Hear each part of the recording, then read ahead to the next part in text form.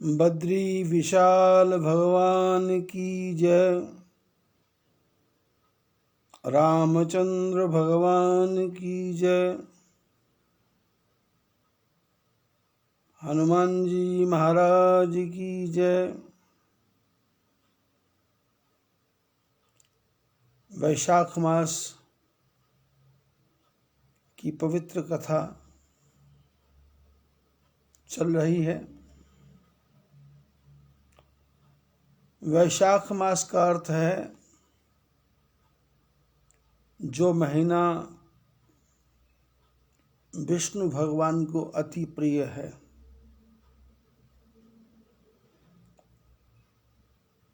उस महीने में भगवान नारायण के नाम का स्मरण करना और उनके अवतारों की कथाओं का श्रवण मनन निधिध्यासन करना। निधिध्यासन का अर्थ है उसको अपने में उतारना।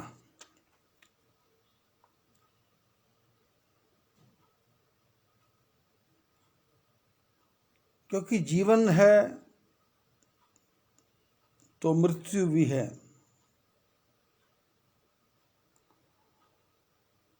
और मृत्यु और जीवन और मृत्यु के बीच के जो काल है, समय है,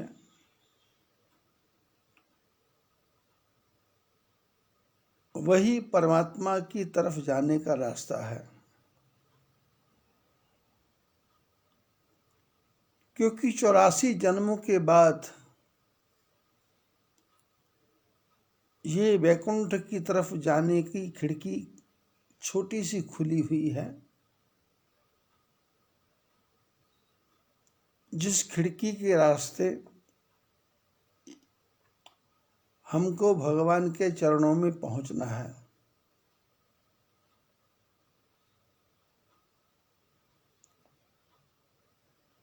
हमारे आपके जीवन की यही एक दुर्लभ कड़ी है कि हम और आप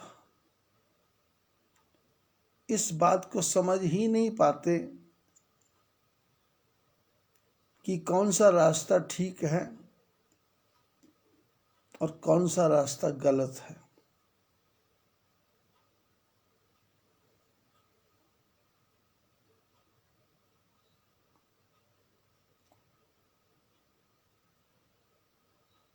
कल किसी से चर्चा हो रही थी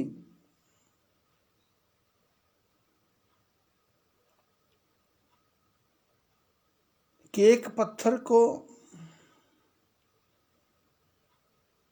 भगवान बनने के लिए कितनी चोटों का सहन करना पड़ता है। उस मूर्ति को बनाने वाला उस पत्थर को कितना तोड़ता है, फोड़ता है, कितना रगड़ता है, कितना चमकाता है, और इतनी चोटें सहन करने के बाद में उसमें से भगवान की मूर्ति प्रकट होती है।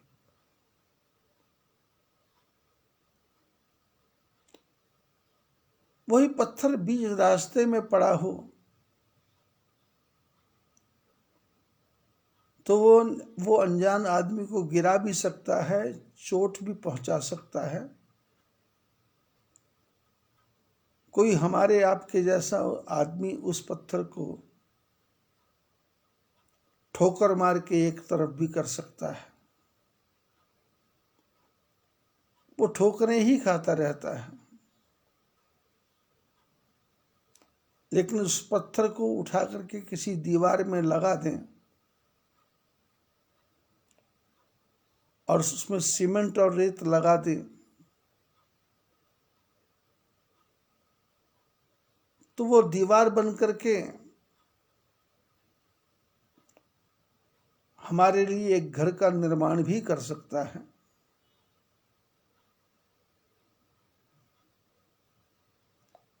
पत्थर तो एक ही है,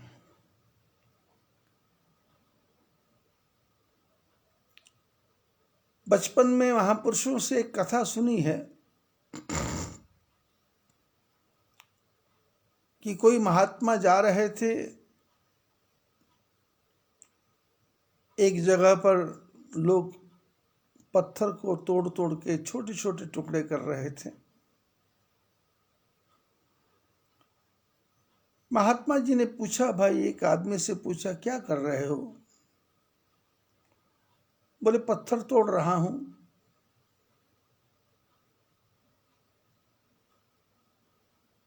जिंदगी फोड़ रहा हूं, सारा दिन मेहनत करके थक हार के चूर हो जाता हूं, बस ऐसे ही जीवन की यात्रा को पूरी कर रहा हूं।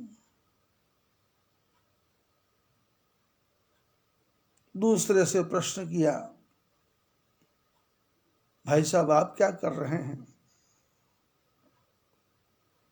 बोले, पत्थर तोड़ रहा हूं,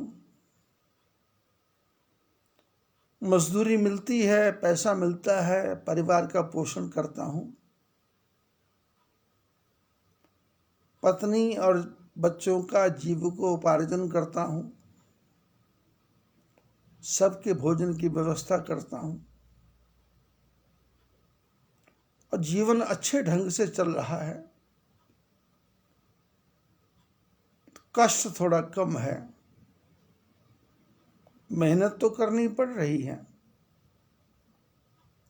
पर कष्ट थोड़ा कम है। थोड़ा सा आगे गए, एक तीसरा आदमी पत्थर ही तोड़ रहा था। महात्मा जी रुके, उसने दोनों हाथ जोड़ के प्रणाम किया। महात्मा जी ने कहा, भाई, क्या कर रहे हो? ये पत्थर तोड़ रहे हो? बोले, पत्थर नहीं तोड़ रहे, ये आप देख रहे हैं, सामने भगवान का मंदिर बन रहा है, मैं भगवान का मंदिर बना रहा हूं।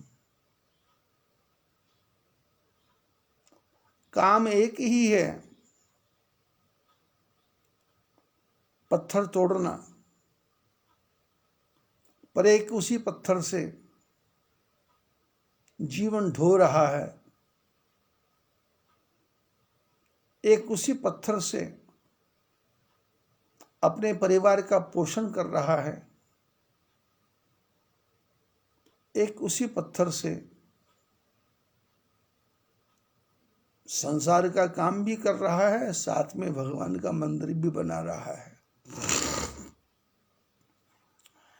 ये हमारे आपके जीवन की यात्रा हमारी समझदारी पे टिकी हुई है। हमारी बुद्धि कहां तक काम कर रही है, हमारी समझ की अप्रोच कहां तक है।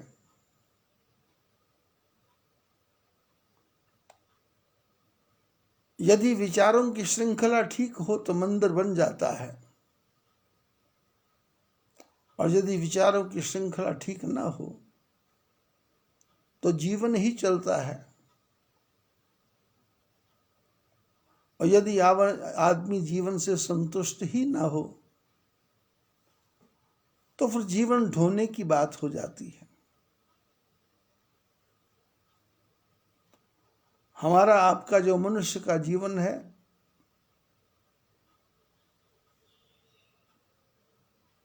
इसमें दुख नाम की कोई चीज नहीं है,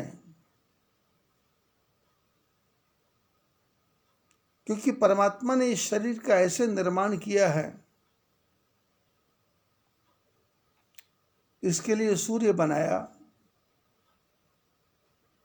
सूर्य ढल गया तो रात्रि बनाई,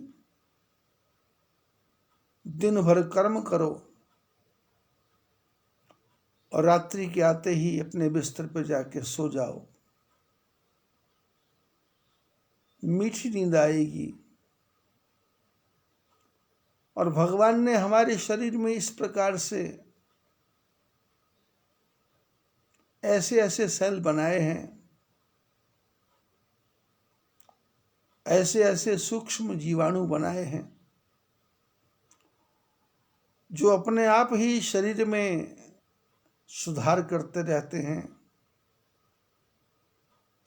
शक्ति वाले कण बढ़ते जाते हैं,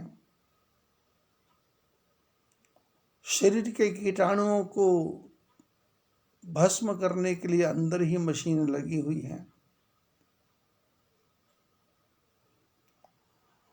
रात्रि को मीठी नींद आती है और प्रातः काल फ्रेश होकर के, शुद्ध होकर के, ताजा होकर, तरोताजा होकर के मनुष्य उठता है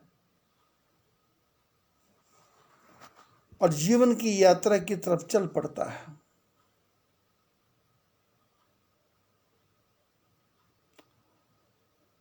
परमात्मा ने शरीर में कष्ट हुआ तो उसको ठीक करने की मशीनें अंदर ही बनाई हुई हैं, बाहर से कुछ भी लेना नहीं पड़ता। बस थोड़ा सा जीभ पर कंट्रोल करना पड़ेगा, वाणी पर कंट्रोल करना पड़ेगा, शब्दों पर कंट्रोल करना पड़ेगा, मेहनत पर कंट्रोल करना पड़ेगा और अपने जीवन के जो कर्म हैं उनको थोड़ा सा नियमित बनाना पड़ेगा। भगवान कहते हैं मैं तो संभालूंगा ही संभालूंगा, पर कहीं तुम जीवन का जुआ खेल करके, गैम्बलिंग करके इसको कहीं तुम नष्ट मत कर देना।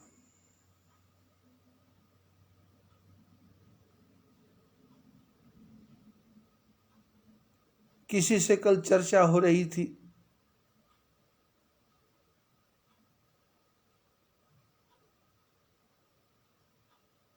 कि मोबाइल पर मैसेज आ रहे हैं,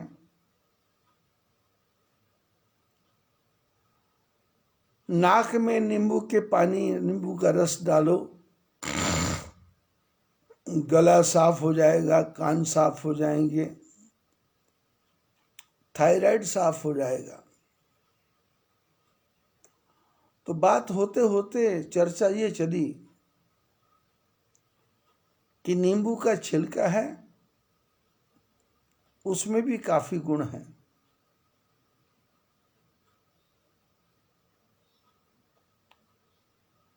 बात करने वाले की बात खत्म हो गई।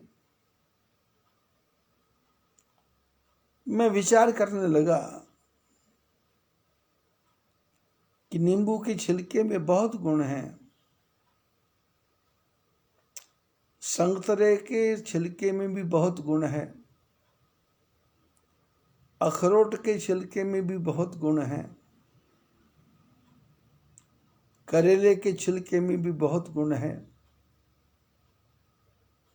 सेब के, संतरे, माल्टे के, मौसमी के,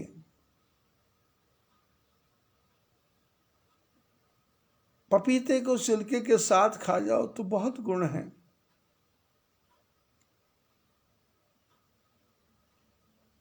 हाथी की चमड़ी बहुत काम आती है,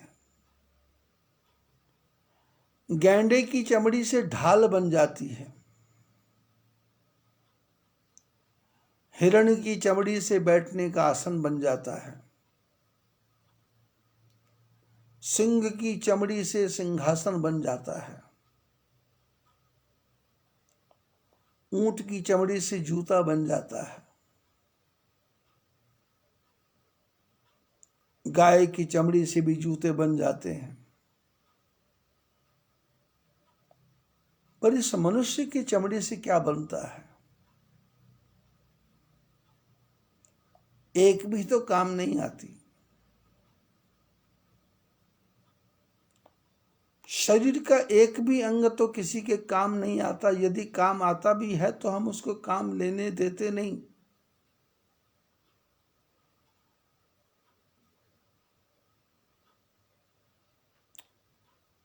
शल्य चिकित्सा में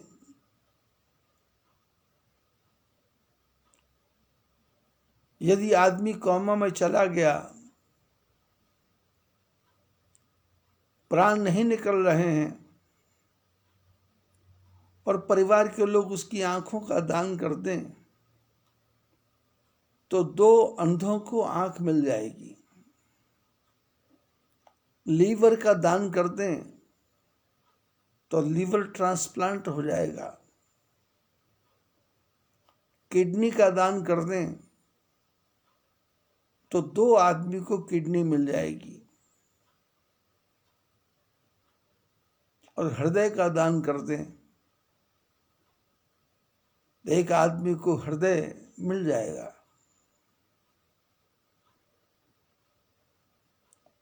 आजकल तो फेफड़े भी बदले जाते हैं, लेकिन आदमी ये करने को तैयार नहीं है, क्योंकि आदमी चाहता है मैं अपना पूरा जीवन खत्म करूं और अपने साथ ही अपने जीवन को लेकर के चला जाऊं।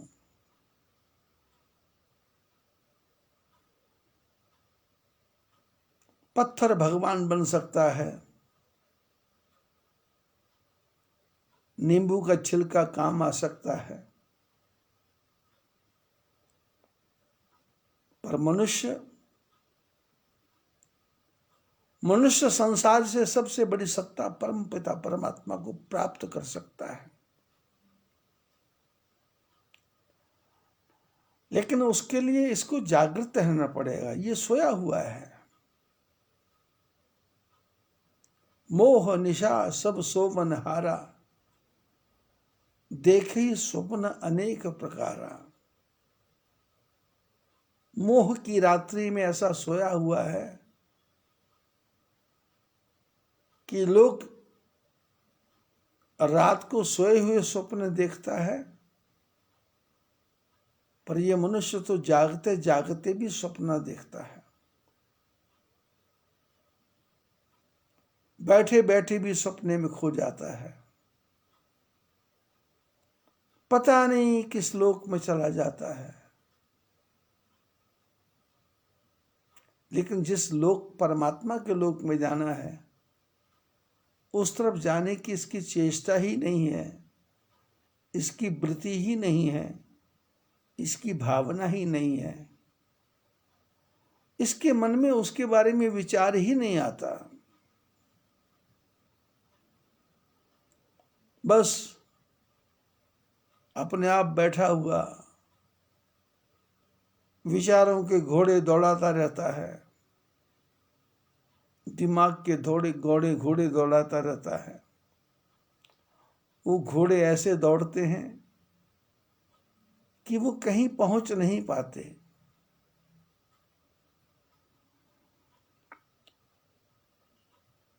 अनुभव कहता है कि जीवन के दिमाग के घोड़े यदि प्रैक्टिकल में दौड़ाए जाएं तो धन की कमी नहीं रहेगी, मान की कमी नहीं रहेगी, सम्मान की कमी नहीं रहेगी, विचारों की कमी नहीं रहेगी, मित्रों की कमी नहीं रहेगी।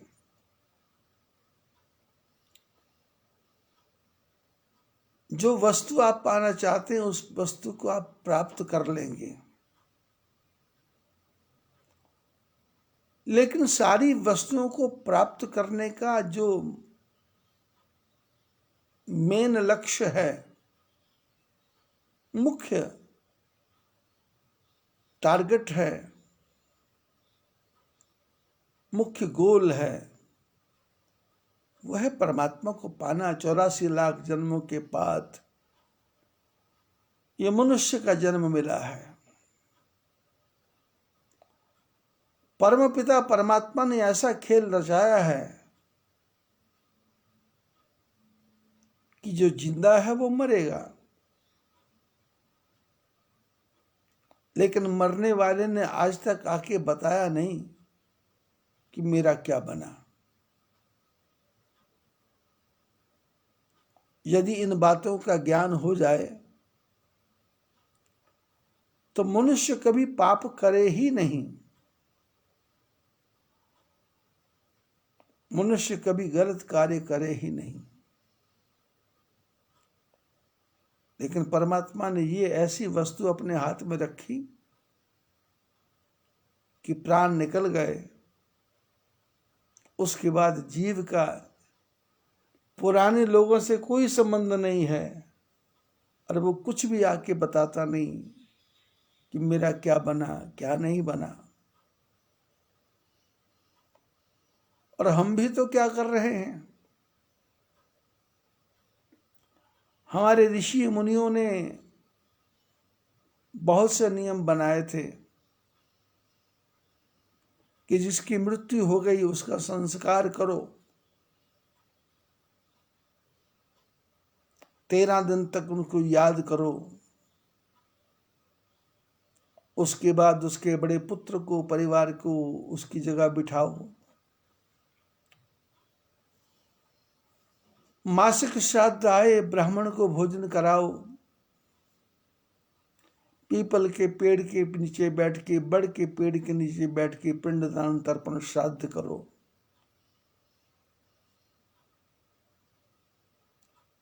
और 1 महीने तक तो उसको याद ही करते रहो, और उसकी याद में भगवान के मंत्र का जप करो, और उस जप का पुण्य उस मृत आत्मा को दो। 6 मास का श्राद्ध, वार्षिक श्राद्ध, 4 वर्ष के बाद श्राद्ध। और हम इस संसार की आपाधापी में ऐसे खो गए, परिवार में बेटे की शादी है, किसी के मकान का मुहूर्त है, कोई अपने नए मकान में जा रहा है, तो यदि 13 दिन तक रखेंगे इस प्रोग्राम को तो परिवार में विघ्न हो जाएगा। तो लोगों ने कहा 5 दिन में ही सब कुछ निपटा दो। जब 5 दिन में आपने निपटा दिया तो फिर आपके लिए कौन करेगा? आपका तो पहले दिन में ही निपट जाएगा। देख नहीं रहे आप, जिन्होंने 5-5 दिन में निपटाया था, इस समय उनके चेहरे को देखने के लिए भी कोई तैयार नहीं है। प्लास्टिक के अंदर बंद होकर के, चैन लगा करके, मुंह को ढक करके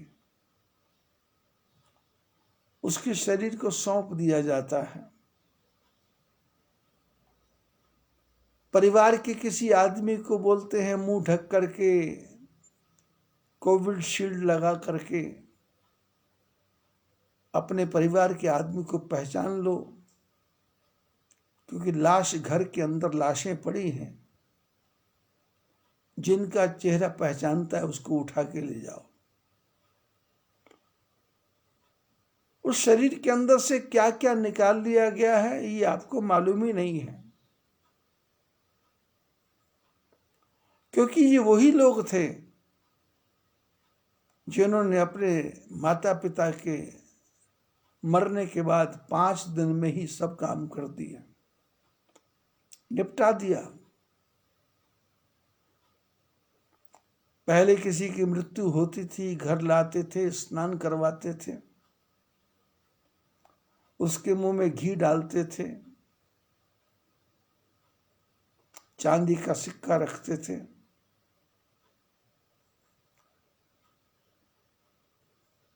ठीक ठीक वस्त्र पहनाते थे, और कफन ओढ़ा करके शमशान घाट पहुंचा देते थे। लेकिन अब तो हालत ये है कि आपको कृष्णा नदी, कावेरी, नर्मदा, गंगा, उसके बीच में तैरती हुई हजारों लाशें मिल रही होंगी,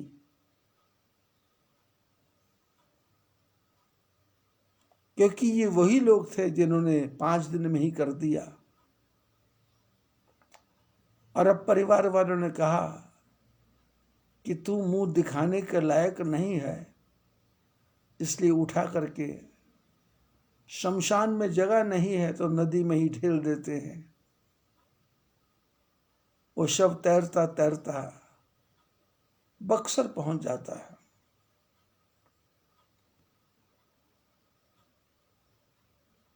अभी तो स्थिति और भी बिगड़ने वाली है।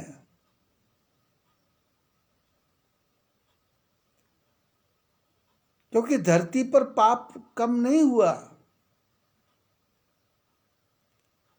जो धन पशु हैं, जिनको धन से प्यार है, उनकी भुआ मर गई, उनकी चाची मर गई, उनका ताऊ मर गया, उनका फूफा मर गया, उनका मामा मर गया, लेकिन इतना होने के बाद भी वो गैस के सिलेंडर 1-1 लाख रुपए में बेच रहे हैं। क्योंकि मौत का भय नहीं है, परमात्मा का भय नहीं है।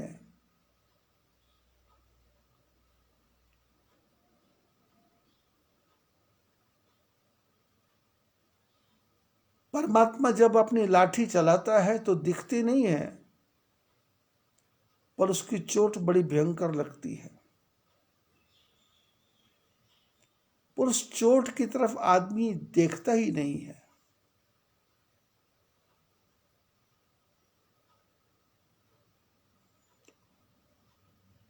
अभी महाराष्ट्र में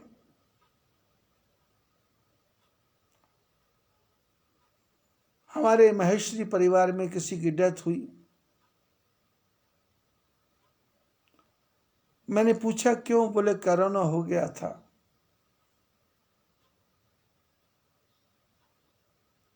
इलाज क्यों नहीं करवाया? डर के मारे।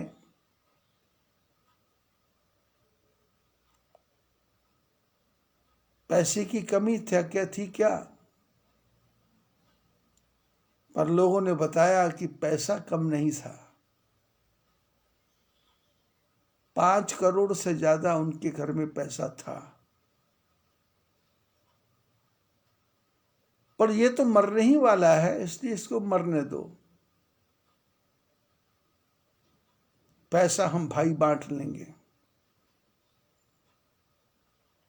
जब ऐसे धन पशु, ऐसे गिद्ध, ऐसी दुष्ट आत्माएं संसार में घूमेगी तो लाशों का ढेर लग रहा है, इसमें कुछ सोचने की बात नहीं है।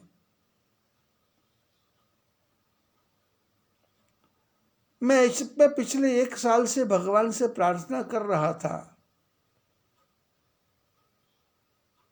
कि प्रभु, जो आपने जो भी खेल खेला है इसको समेट लो। पर संसार के व्यवहार की तरफ देखते हैं तो देख करके मन में आता है कि प्रभु इसको चलने दो। पूरी ही सृष्टि का विनाश कर दो। ये सृष्टि जीने के लायक नहीं है।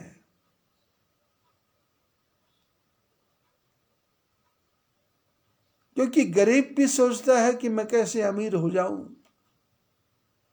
और अमीर भी सोचता है मैं कैसे और अमीर हो जाऊं। उसके लिए क्या क्या साधन अपनाना पड़े, इसकी उसको कोई चिंता नहीं है। जीवन में सपने में भी विचार नहीं आता कि मेरे को भजन करना है, भोजन करना है, इसकी तो चिंता लगी है।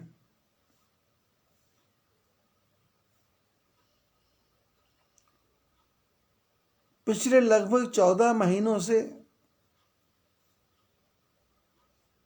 हरिद्वार में भी आश्रम है, यहां भी आश्रम है,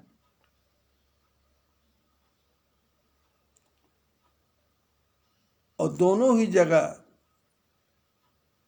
लगभग 1 लाख रुपए का खर्चा है।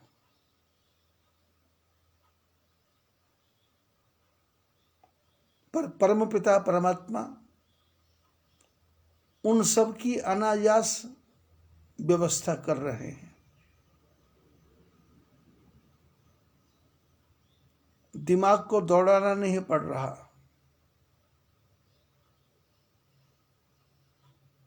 दोनों आश्रम के खर्चे चल रहे हैं।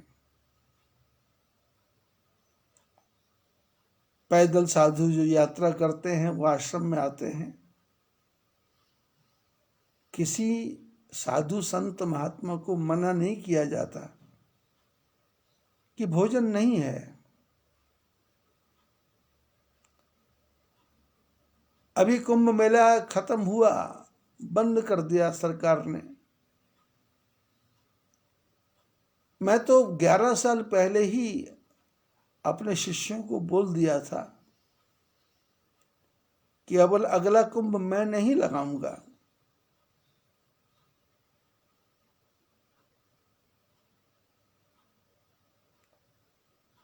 तो लोग विचार करते थे कि पता नहीं महात्मा जी क्यों बोलते हैं। और पिछले वर्ष जब मैं महाराष्ट्र, गुजरात, राजस्थान की जगह घूमने गया था तो मैंने बोल दिया था कि अगले साल मैं नहीं आऊंगा।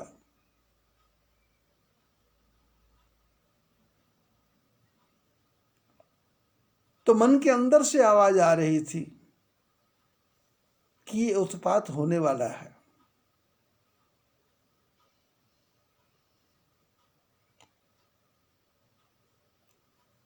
चौदह महीने से आश्रम का काम चल ही रहा है।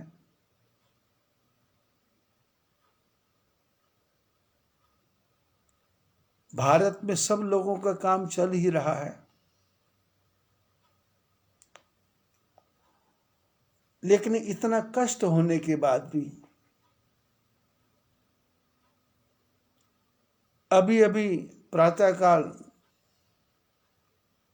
देहरादून से फोन आया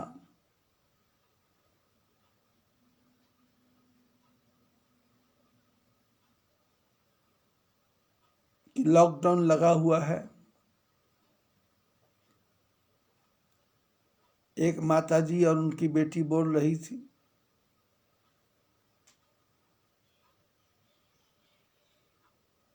कि सारे रास्ते बंद हैं, हम घर के दरवाजे पर ताला लगा के रखते हैं।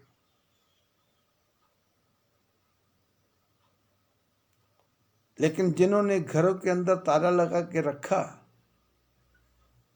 क्या ये महाकाल उनके घर में नहीं पहुंचेगा? पहुंच जाता है।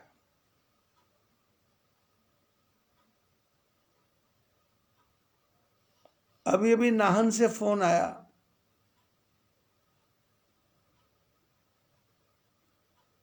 परिवार के 6 लोग बीमार पड़े हुए हैं और बीमारी क्या है उसका पता ही नहीं लग रहा।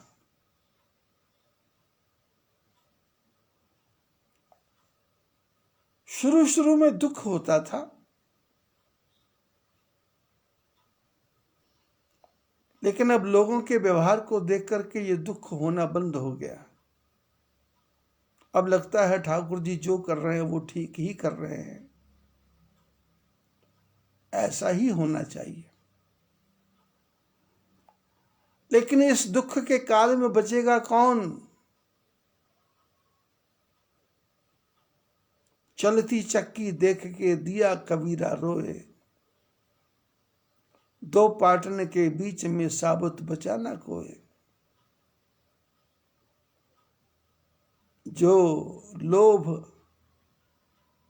और पाप की पाटों के बीच में फंस गया वो तो खत्म हो जाएगा। पैसा कितना जोड़ा इसका कोई हिसाब नहीं।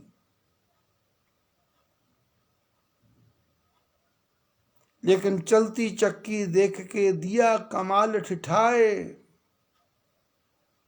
जो धुरी के पास है उसको आंच ना आए।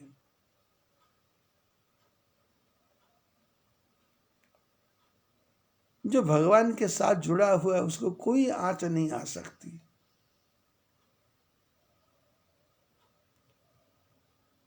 आप ठाकुर जी को रोज याद करते हैं, भगवान का स्मरण करते हैं।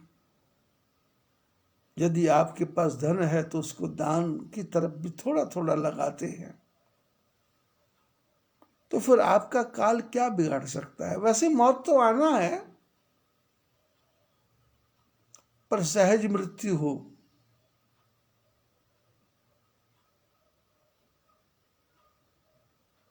घर वालों को पता भी न चले।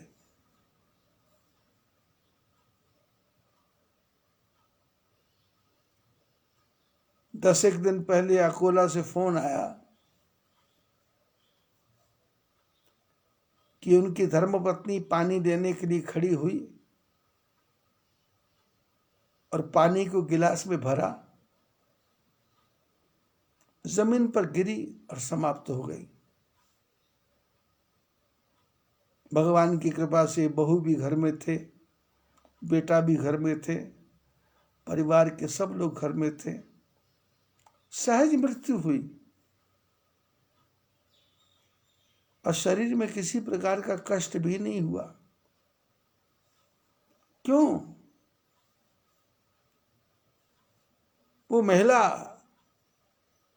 24 घंटे श्री कृष्ण शरणम मम इसका जप किया करती थी।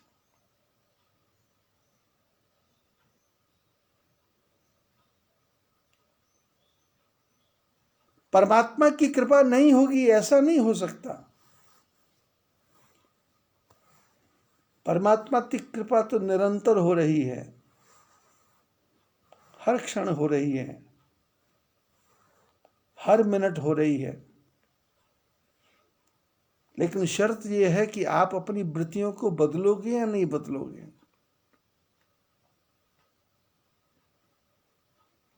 जीवन को चलाने के लिए अन्न की आवश्यकता है, पड़ेगी, लेकिन जो शरीर में आत्मा है उसकी भी तो कोई भूख है। उसकी भूख है परमात्मा का नाम। ये तो भगवान की कृपा है कि उन्होंने एक ऐसा शरीर का ढांचा बनाया कि जब रात्रि में सोते हैं तो थोड़ी देर के लिए आत्मा परमात्मा का मिलन रोज ही हो जाता है और भगवान आत्मा को अपनी गोदी में लेकर के पुचकारते हैं,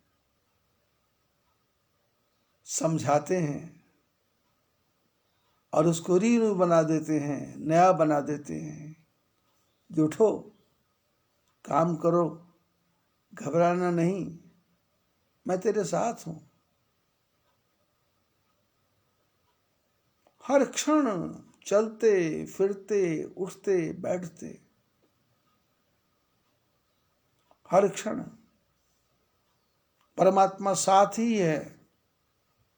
परमात्मा कहीं गया ही नहीं है और परमात्मा कहीं जा भी नहीं सकता।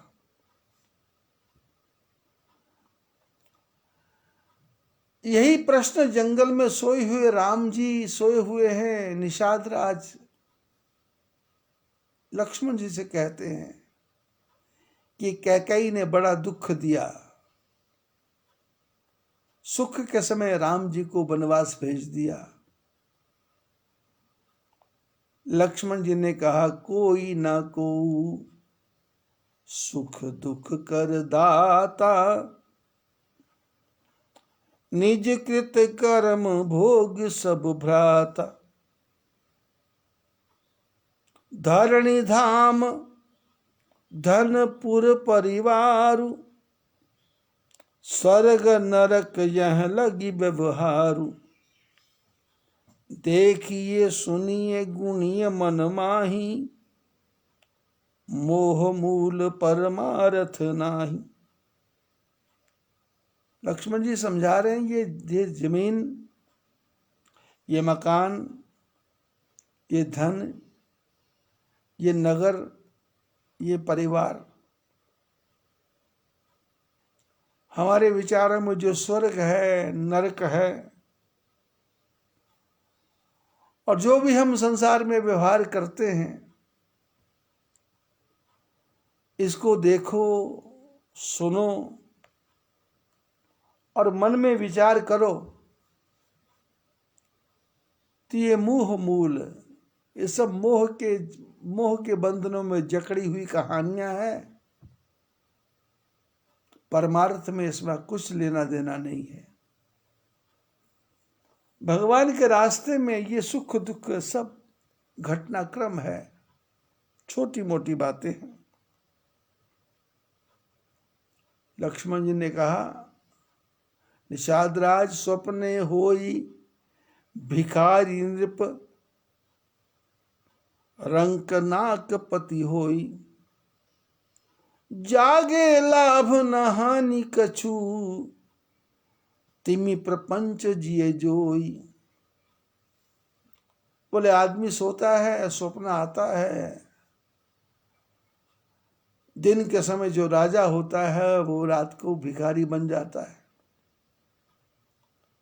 दिन के समय जो भिखारी होता है स्वप्ने में वो राजा बन जाता है।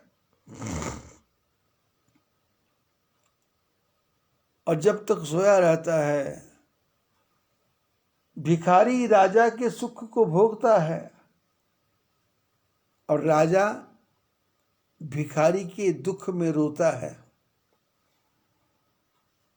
लेकिन जब नींद खुल जाए या कोई आके जगा दे तो जागने पे 1-2 सेकंड तो लगता है कि सब कुछ लुट गया था, पर जागे लाभ न हानि कछु। जागने पर ना कोई लाभ है ना कोई हानि है। तिमि प्रपंच जग जो, ऐसे इस संसार के प्रपंच की तरफ ध्यान से देखना।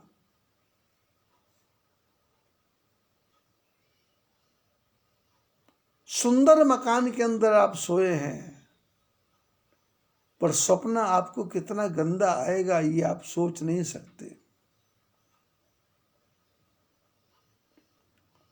सड़क के ऊपर आप सोए हैं, आपको स्वप्न कितना अच्छा आएगा ये आप विचार नहीं कर सकते। और जब तक स्वप्न है तब तक आनंद ही आनंद है। अस विचार नहीं कीजिए रोसु, काहू वादिय दे न दोसु। मोह निशा सब सोवन हारा, देखत स्वप्न अनेक प्रकारा। निषाद राज कैकेयी को दोष दे रहे थे, पर कैकेयी के लिए लक्ष्मण जी के मन में भी क्रोध तो था ही। पर लक्ष्मण जी तो बुद्धिमान है, क्रोध को पी गए। और लक्ष्मण जी निषाद राज को कहते हैं, ये जो शब्द मैंने बताए हैं, ये जो बातें मैंने बताई हैं, इसके ऊपर विचार करो। इसलिए किसी पर भी क्रोध मत करो और किसी को भी दोष मत दो कि इसने मेरा बुरा कर दिया, इसने मेरे पे प्रेत छोड़ दिया, इसने मेरे पे जादू टोना करवा दिया, इसने मेरे को कुछ खिला दिया, इसने मेरे जीवन को बर्बाद कर दिया। किसी को दोष देने से कोई फायदा नहीं, क्योंकि संसार जो है ये वो मोह रूपी रात्रि में सो रहा है। सारा ही संसार, विश्व की 8 अरब जनसंख्या, ये तो मनुष्य हैं। और मछलियां कितनी हैं, चींटियां कितनी हैं, दीमक कितने हैं, लकड़ी में लकड़े वाले कीड़े कितने हैं, और लकड़ी के अंदर घर में घर बना करके रहने वाले वो छोटे छोटे जीव जो लकड़ी में छेद करते हैं वो कितने हैं। तितलियां कितनी हैं, कीटाणु कितने हैं, बीमारियां कितनी हैं, रोग कितने हैं। वृक्ष कितने प्रकार के हैं, समुद्र में जीव कितने प्रकार के हैं, भूत प्रेत पिशाच यक्ष डाकिनी शाकिनी, देवता राक्षस, गिनती ही करना भूल जाओगे।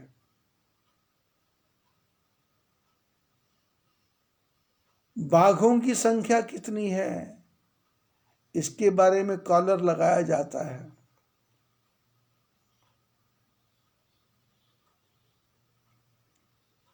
गाय बैल कितनी है, उसके लिए कॉलर लगाया जाता है।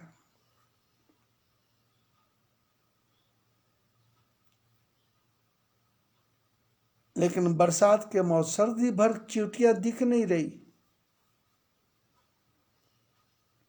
लेकिन सर्दी खत्म होते ही चींटियां बाहर आ गई। कहां से आई होंगी? सर्दी भर मक्खी दिखी नहीं, लेकिन थोड़ी सी बरसात पड़ी, मक्खियां ये कहां से आ गई?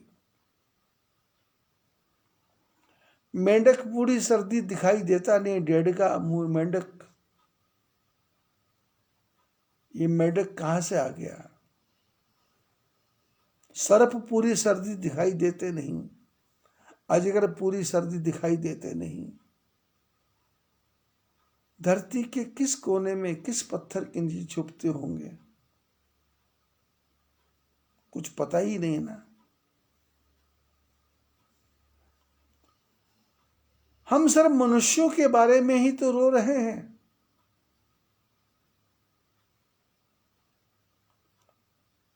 और वो परमपिता परमात्मा तो पता नहीं किस किस का ध्यान रख रहा है।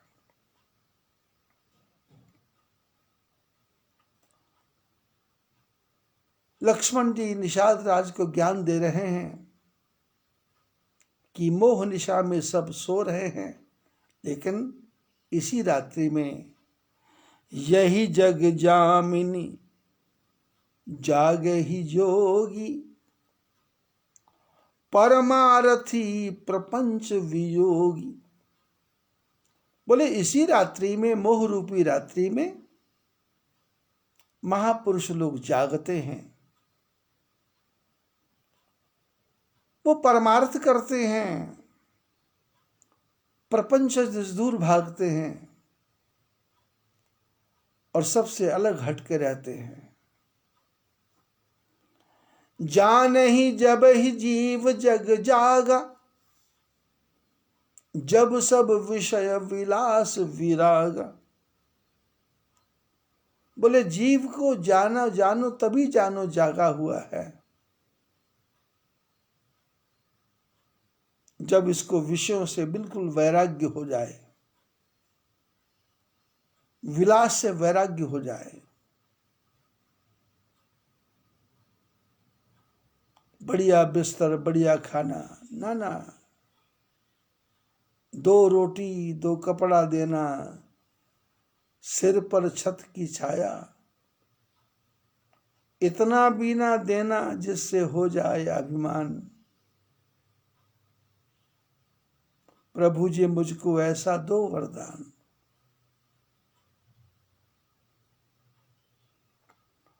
होई विवेक मोह भ्रम भागा, तब रघुनाथ चरण अनुरागा। जब विषयों से वैराग्य हो जाएगा और मन में अच्छे बुरे सोचने का विवेक आ जाएगा और मन में से मोह भाग जाएगा और भ्रम भाग जाएगा। हमारे आपके जीवन में भ्रम बहुत ज्यादा है कि मैं बच्चों को पाल रहा हूं,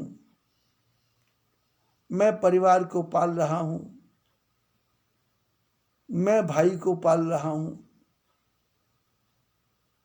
मैं सारे संसार को पाल रहा हूं। ये भ्रम हमारे मन में है।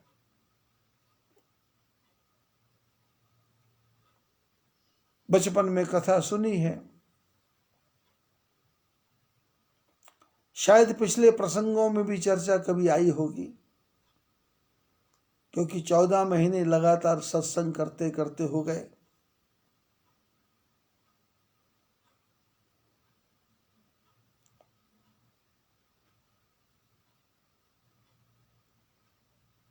शिवाजी के गुरु जी थे समर्थ गुरु रामदास जी।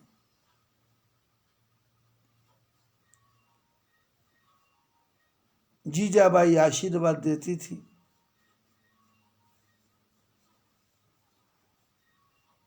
समर्थ गुरु रामदास जी की कृपा बच्चे के ऊपर बरसती थी।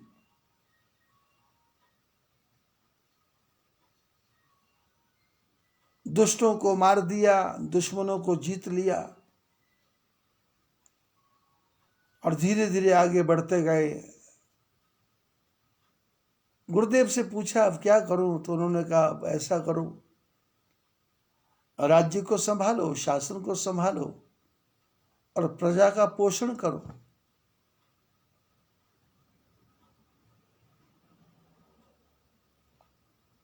शिवाजी ने सारी प्रजा को काम पे लगा दिया।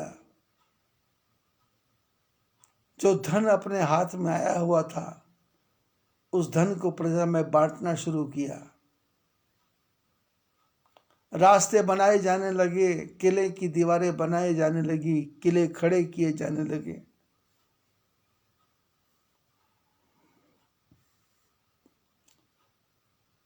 एक दिन शिवाजी महल में अकेले बैठे हुए थे तो विचार आया कि देखूं तो सही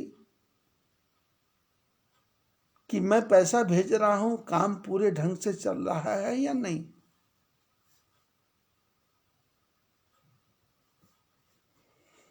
घोड़े पे बैठे जा रहे थे, चारों तरफ लोग काम कर रहे हैं। शिवाजी ने राजा के वस्त्र नहीं पहने थे, चेहरे को ढक रखा था।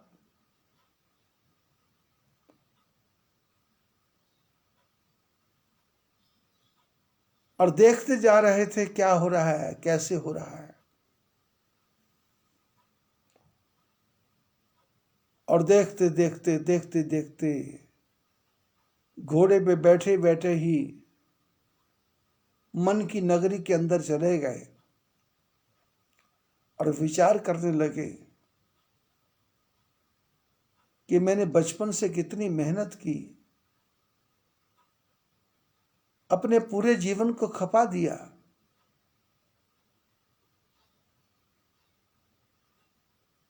मेरे पिताजी ने कितने दुखों को झेला,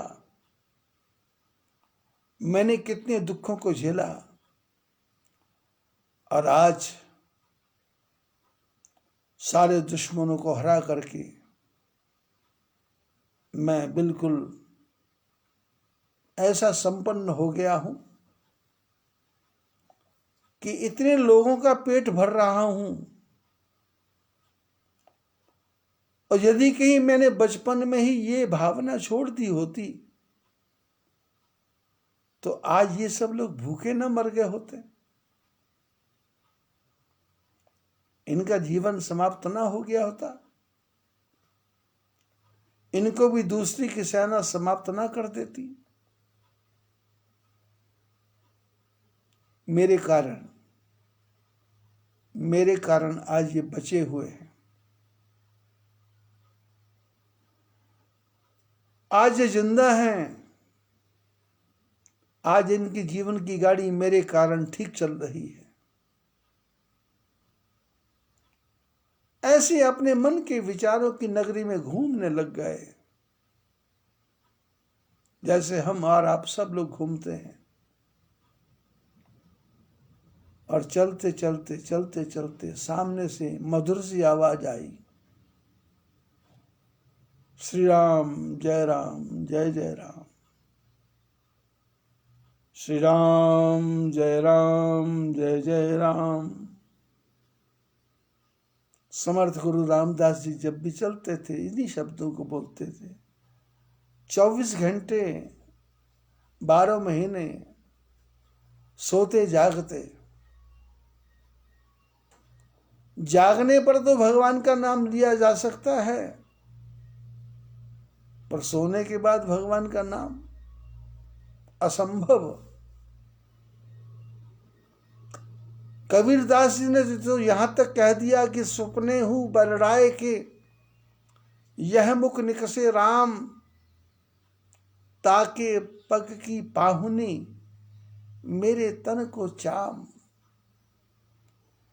यदि कोई मनुष्य सपने में भी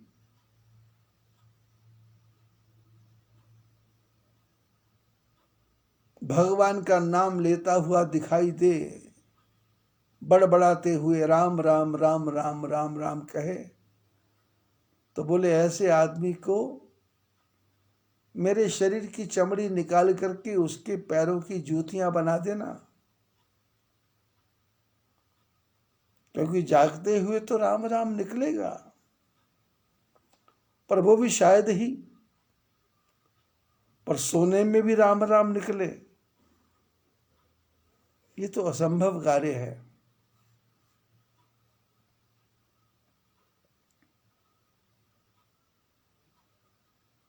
सामने से श्री राम जय जय राम की आवाज आती हुई दिखाई दी। समर्थ गुरु रामदास जी के पैरों की खड़ाओं की आवाज आती दिखाई दी।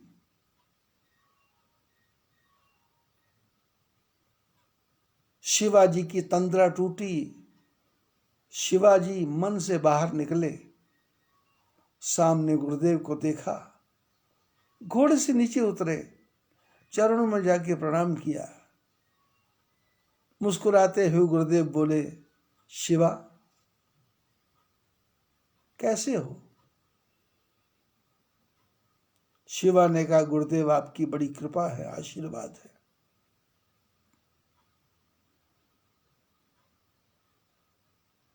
क्या कर रहे हो?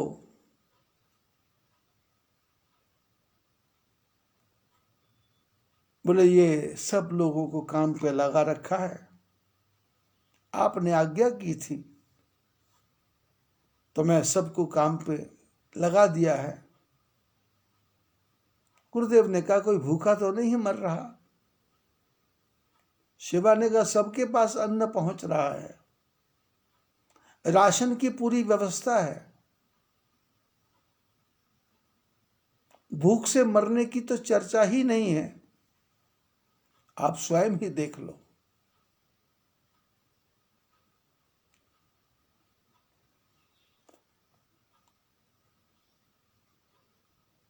घोड़े को पीछे छोड़ दिया, बांध दिया। गुरुदेव बोले, चलो देखें क्या क्या काम हो रहा है।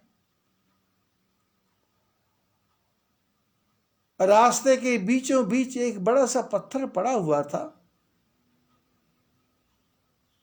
गुरुदेव ने कहा,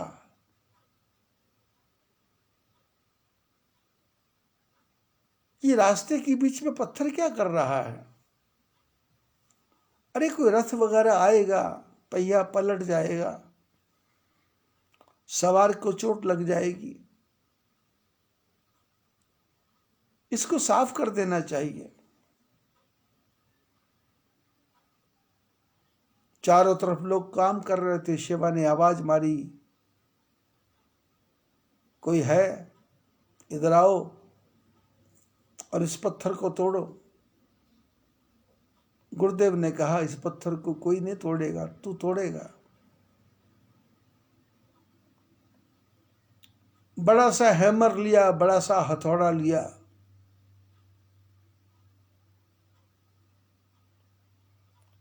शिवा ने पत्थर पे चोट मारी। 1 2 3 5 10 20 50 100 पत्थर पे चोट पड़ते पड़ते पत्थर पे दरार पड़ गई और एकदम पत्थर 2 टुकड़ों में बट गया।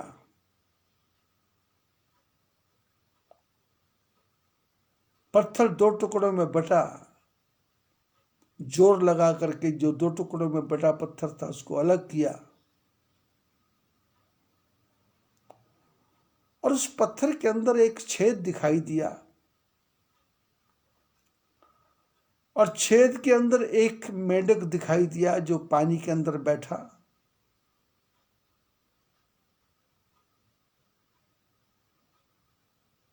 सुप्त अवस्था में बैठा हुआ था। समर्थ गुरु रामदास जी कुछ नहीं बोले। शिवाजी ने कहा, है ये क्या है? पत्थर के अंदर, अरे इसमें से तो पानी जाने की जगह भी नहीं थी। गुरुदेव ने कहा, शिवा,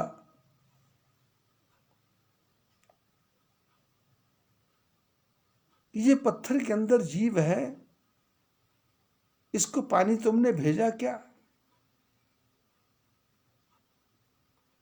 इस पत्थर के अंदर जीव है, इसको भोजन तुमने भेजा क्या?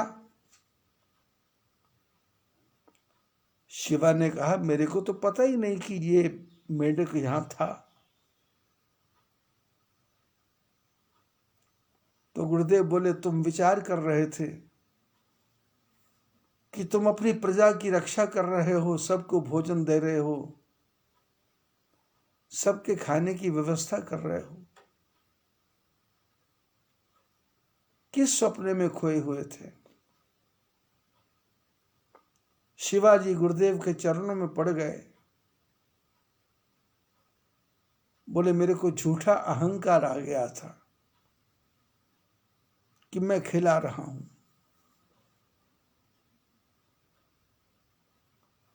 गुरु ग्रंथ साहब में लिखा है, करण करावण आपे आप, नानक के कछु नाही हाथ। करने वाला भी वही है और करवाने वाला भी वही है। नानक देव बोलते, मेरे हाथ में कुछ भी नहीं है।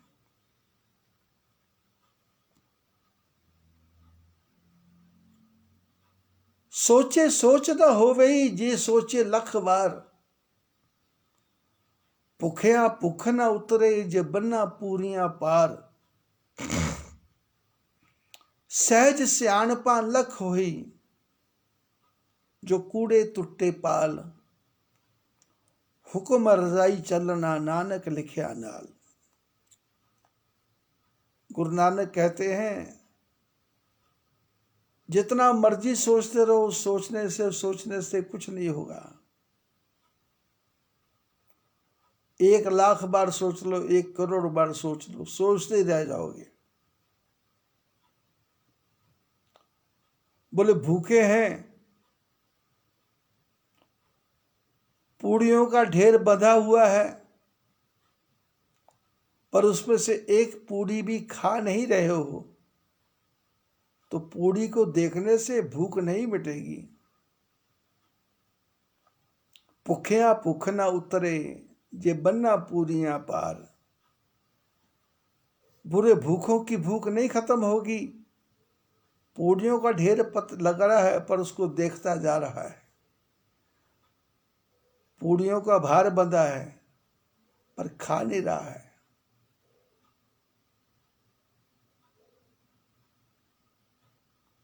भुखिया भुख न उतरे, जे बन्ना पूरियां पार।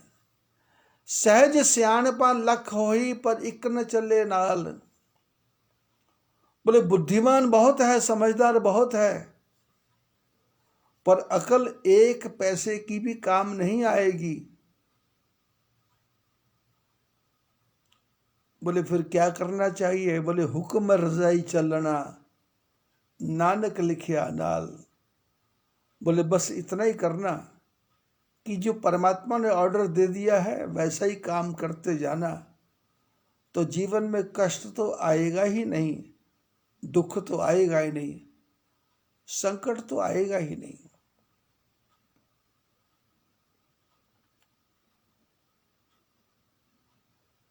गुरुदेव समर्थ गुरु रामदास ने कहा, शिवा, तुम किसी को नहीं खिला रहे, ये सब अपने अपने कर्मों का भोग भोग रहे हैं। तुम तो चौकीदार हो, तुम तो पहरेदार हो। अपने को सेवक मान करके सेवा करो। बाबा नानक लिखते हैं, सेवक को सेवा बन आई। सेवक को सेवा बन आई।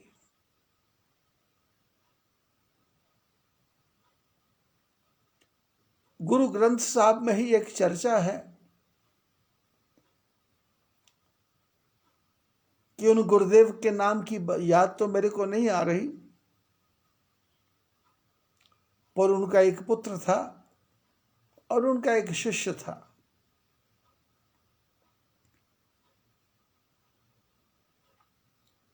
बेटे को पिता आज्ञा देते तो बेटा कोई काम करने को तैयार रही।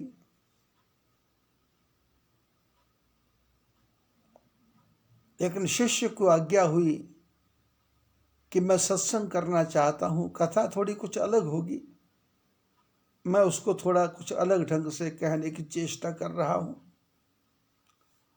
आके जाके शब्द मिल जाएंगे। गुरुदेव ने शिष्य को कहा कि मेरे बैठने के लिए एक आसन बनाओ, क्योंकि लोग आते हैं, नीचे बैठना पड़ता है, लोग दिखाई देते नहीं। तो 10 फुट बाई 10 फुट का और 5 से 6 फुट ऊंचा आसन बना दो। उस शिष्य ने आसन बनाया। गुरुदेव को कहा देखो ठीक है क्या। बाकी शिष्य भी आए, लोग भी आए, गुरुदेव भी आए। गुरुदेव ने कहा नहीं, ठीक नहीं है, तोड़ो इसको। तोड़ दिया। 1 बार, 2 बार, 3 बार, 4 बार। कथा में लिखा है कि 10 बार तोड़ा गया, 11वीं बार बनाया। गुरुदेव ने कहा ठीक है।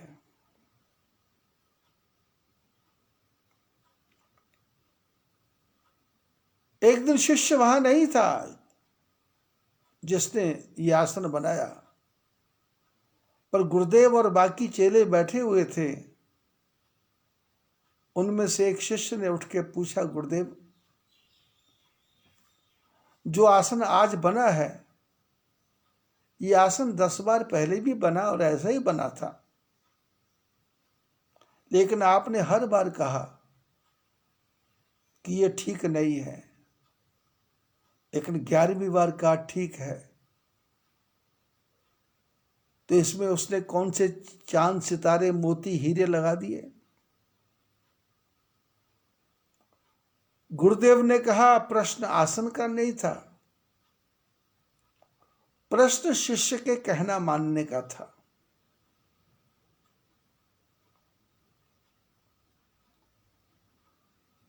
शिष्य को मैंने कहा ठीक नहीं है, उसने तोड़ दिया। फिर मैंने कहा ठीक नहीं है, उसने तोड़ दिया। और 11वीं बार मैंने कहा ठीक है, उसने हाथ जोड़ लिए। उसको ठीक होने का अहंकार भी नहीं आया, और बार बार गुरुदेव तोड़वा रहे हैं इसका उसको दुख भी नहीं हुआ। जीवन को जीतना है तो ऐसा बनना पड़ेगा।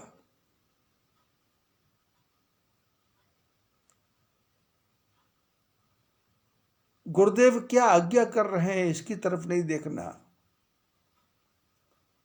गुरुदेव परीक्षा ले रहे हैं इसकी तरफ भी नहीं देखना।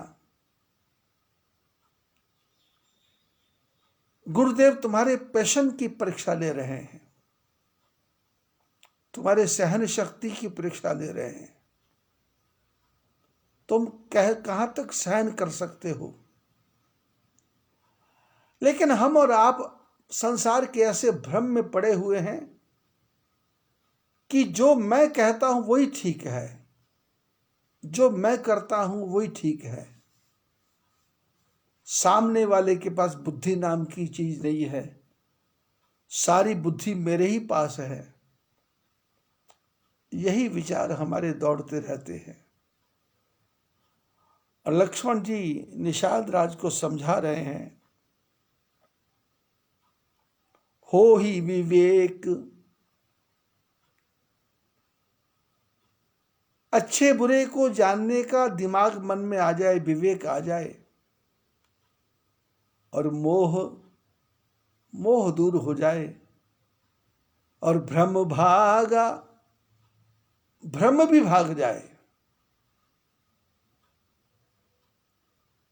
मैं करने वाला हूं, लेकिन इस मैं बोलने वाले के पीछे जो छुपा हुआ सत्य सांस है, ये सांस भी मैं नहीं ले सकता, तो फिर मैं करने वाला कौन? मैं क्या कर सकता हूं? बस जब ये मोह चला जाएगा